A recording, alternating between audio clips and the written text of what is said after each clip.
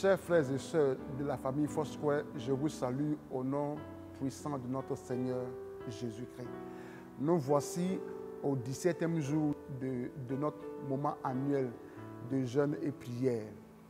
Et j'ai la responsabilité en ce matin de vous conduire dans la prière.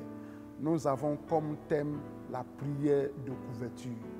Et pour ce faire, nous allons lire un passage dans l'épître de Paul aux Éphésiens, le chapitre 6, du verset 10 au verset 12. Au reste, fortifiez-vous dans le Seigneur et par sa force toute puissante. Revêtez-vous de toutes les armes de Dieu, afin de pouvoir tenir ferme contre les ruses du diable. Car nous n'avons pas à lutter contre la chair et le sang, mais contre les dominations, contre les autorités, contre les princes de ce monde des ténèbres, contre les esprits méchants dans les lieux célestes. Notre objectif en ce matin est d'emmener chacun de vous à être fort et courageux, parce que chaque jour, il y a des batailles qui ont lieu autour de nous dans le monde spirituel.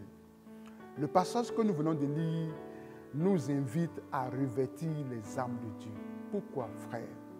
Comme je l'ai dit tantôt, chaque jour, il y a des batailles qui ont lieu que nous ne voyons pas. Et c'est pourquoi Paul invitait les Éphésiens à revêtir les armes de Dieu. Si un enfant de Dieu veut vivre parfaitement dans la volonté de Dieu, il essuie les tirs, les flèches de l'ennemi. C'est pourquoi Paul nous invite à revêtir les armes de Dieu. Mais la bonne nouvelle, c'est que le Seigneur a prié pour nous en Jean 17, le verset 15. Il dit, je te prie, Père, pour ne pas les ôter de ce monde, mais de les préserver du malin. C'est une prière, c'est une parole qui vient nous fortifier en tant qu'enfants de Dieu. Parce que notre Seigneur, il sait exactement à quoi nous sommes confrontés. Il sait, il connaît tous les esprits qui nous attaquent, qui nous combattent, mais il intercède pour nous. Frères et sœurs, nous devons revêtir les armes de Dieu. Et pour revêtir les armes de Dieu, chacun doit garder son esprit en conservant son salut. Chacun de nous doit se référer à la vérité de Dieu, à la parole de Dieu pour s'assurer la protection divine. Une autre chose, chers frères et sœurs, c'est que nous devons brandir la foi qui est notre bouclier contre les assauts du diable. Mais aussi, nous avons une arme offensive et notre arme offensive, c'est la parole de Dieu. Le Seigneur l'a manié lors de sa tentation au désert et le diable s'est retiré de lui. Je voudrais en ce matin, chers frères et sœurs, sachant que nous avons une armure qui nous préserve des assauts du diable, nous avons notre Seigneur qui intercède pour nous, quel que soit l'endroit où nous nous trouverons, nous pouvons imposer la paix de Dieu parce que la grâce, l'assistance de Dieu est avec nous. Je voudrais, chers frères et sœurs, inviter chacun de nous à faire l'expérience de la force et de la puissance de Dieu en portant son armure. Lorsque nous sommes engagés dans cette bataille, la grâce de Dieu est avec nous et le Seigneur nous soutient. C'est pourquoi nous allons prier.